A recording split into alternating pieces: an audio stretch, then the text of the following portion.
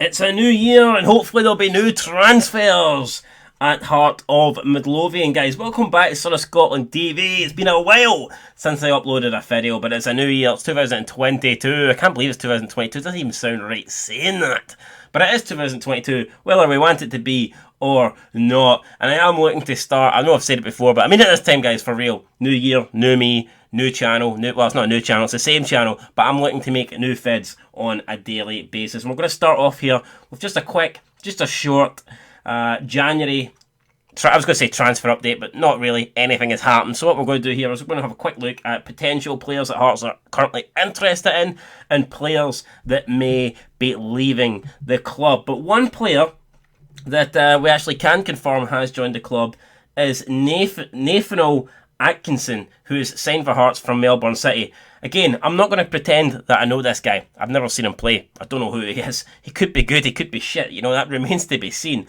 But I am a bit excited here because I definitely think there is a market, you know, in these from these Asian leagues, the Oceania leagues. Players that have came in recent times seem to be doing well. You know, Cameron Devlin is doing great. I'm looking at Kyogo at Celtic. He's doing great. So I guess there is talented players in these leagues, and it's probably the route that especially Hearts have to go down. We can't necessarily, you know, go to the more known leagues in Europe. We can't really offer people 5 million, so we do have to go to the more, you know, obscure leagues. And there is talent out in these places, and if you can see the right talent and get them at the right time, then they are there. You can pick them for practically nothing. You know, it's like essentially cherry picking because they cost hee-haw. So he is one player that is into the club. Hopefully he'll be good. I guess we'll find out in January, whenever he gets to play, or February, whenever that will be. But I'm looking forward to see a new player. I do feel like injuries have taken their toll at the moment, so we definitely need to get in a couple of players and strengthen the squad. But obviously we're having a great season, but you still need to strike while the iron is hot, and I think that's what Robbie Nielsen is going to do. Speaking of the Japanese league, Japanese forward Tayoshi Ogawasha is apparently going to be joining Hearts soon as well. The club have made a formal bid for the striker from Constadole Sapporo. I probably get these names wrong, guys. Don't hate me, don't criticise me.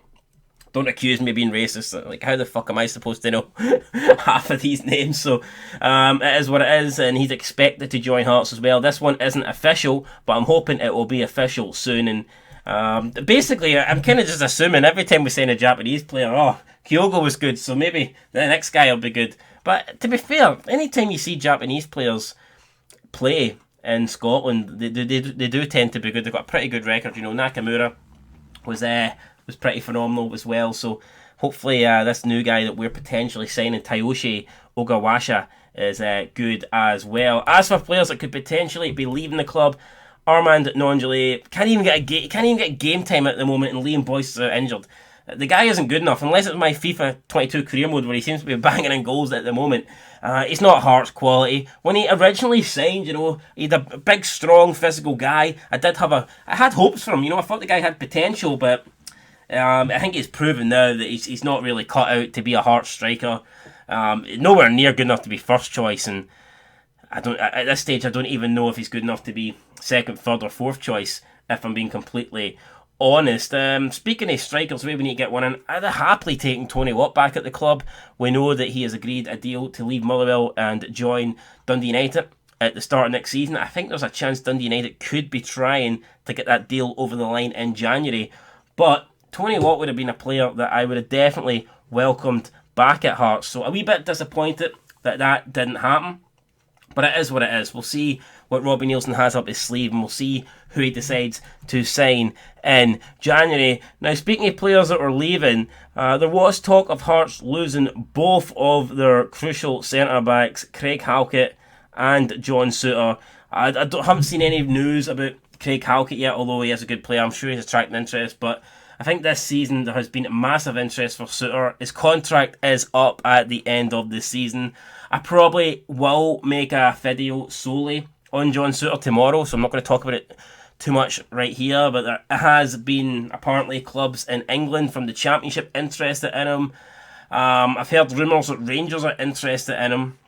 I've also heard rumours that Celtic are interested in him, and you hear a lot of Old Firm fans also saying that they want to sign John Souttar. He would be a good addition to both of their clubs. So it's not looking good, guys. Personally, though, I think he should stay. I think he should show some loyalty. We showed him loyalty when he was injured, and we continued to pay his wages. We kept him at the club.